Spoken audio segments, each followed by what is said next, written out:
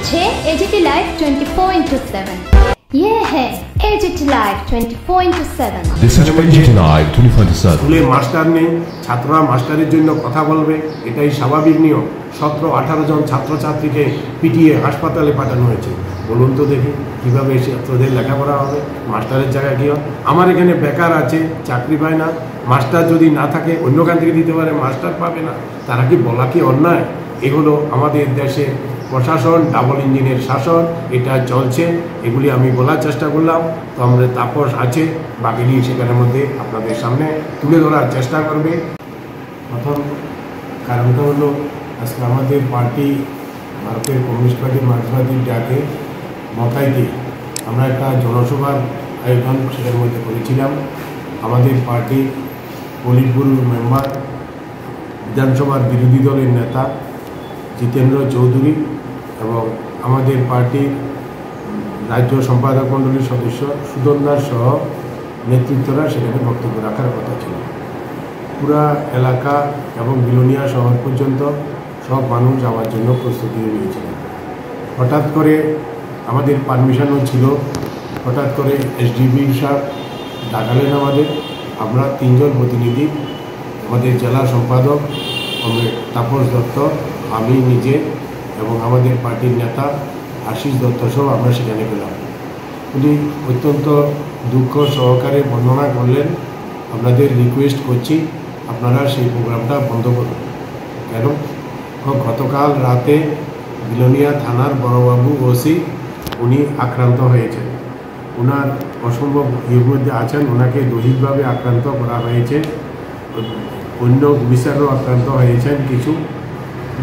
শেষ পর্যন্ত সারা রাত ধরে তাদের সেখানে ডিউটি করতে হলো। উনি নিজেও সারা রাত ধরে ঘুমালেন।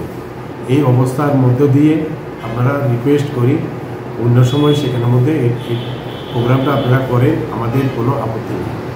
আমরা পুলিশ প্রশাসনকে বিরুদ্ধে আমরা কিছু করতে চাই না, আমরা তাদের সামনে যাই। কিন্তু আমাদের বক্তব্য হলো গত 7.5 বছরে আমাদের প্রচুর নেতা কর্মী বিভিন্ন জায়গায় আক্রান্ত হয়েছেন। গণতান্ত্রিক ব্যবস্থায় আমরা কথা বলতে পারি না, ভোট দিতে পারি না, মিছিল মিটিং করতে পারি না, আমাদের অফিস খোলা রাখার অধিকার আমাদের নেই।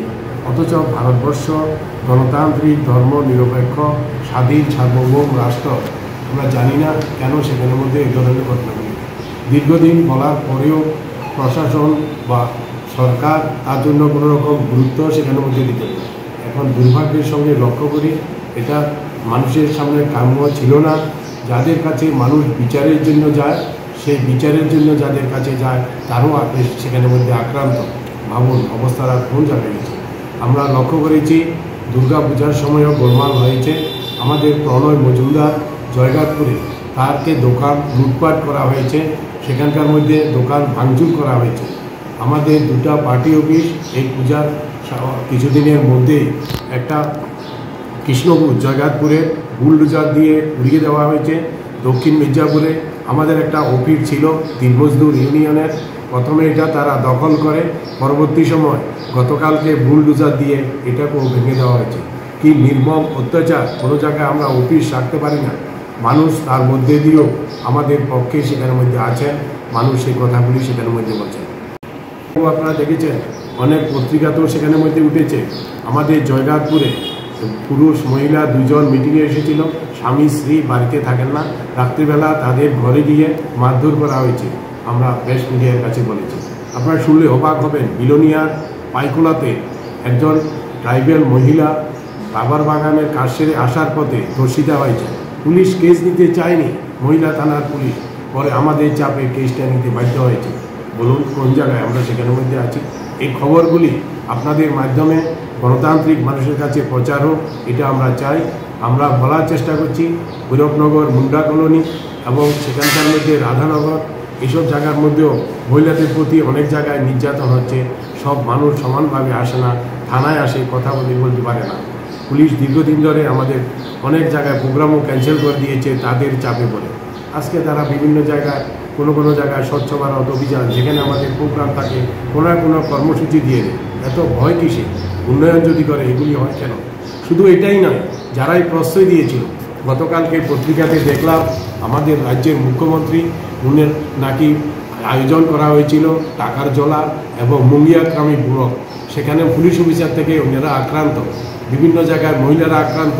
উদয়পুরে দেখেছেন কী ধরনের ঘটনা সেখানে মধ্যে ঘটেছে। আমাদের রাজ্যের উন্নয়ন কীভাবে হবে তাদের সেদিকে কোনো ভাবনা নেই। মন্ত্রী সুধাংশু দাসের বক্তব্য আপনারা শুনেছেন, কীভাবে কন্ট্রাক্টর থেকে টাকা তারা পেয়ে থাকে। আজকে মিডিয়া সেগুলি প্রচার হচ্ছে। মহিলা, বাচ্চা শিশু সেখানের মধ্যে নির্যাতন সেখানের মধ্যে হচ্ছে। উত্তর ত্রিপুরা থেকে শুরু করে মির্জা, এখানকার বিলোনিয়ার, পাইখোলা, সর্বত্র সে ধরনের আছে। এলাকার মানুষের উন্নয়ন, এলাকার মানুষের রুটিরুচির কোনো ব্যবস্থা তাদের সামনের জন্য চিন্তা সেখানের মধ্যে নেই। আমাদের আজকে বিষয় প্রশাসনটাকে কোন জায়গায় নিয়ে যাচ্ছে, মানুষের জীবনের নিরাপত্তা কোন জায়গায় নিয়ে যাচ্ছে, এটার জন্যই আমরা ডেকেছি। আমরা এই প্রোগ্রাম করতে পারিনি। পুলিশকে সম্মান দিয়ে পুলিশের মর্যাদা রাখার জন্য আমরা প্রোগ্রাম করিনি। আমরা অন্য জায়গায় আবার প্রোগ্রাম সেখানের মধ্যে আরেকদিন ঠিক করে সেখানের মধ্যে করব। আমরা চাই যত আক্রমণ আসুক না কেন, আক্রমণেই শেষ কথা নয়। এই জিনিসগুলি বন্ধ, সুস্থ পরিবেশের মাধ্যমে যাতে এগুলি করতে পারে।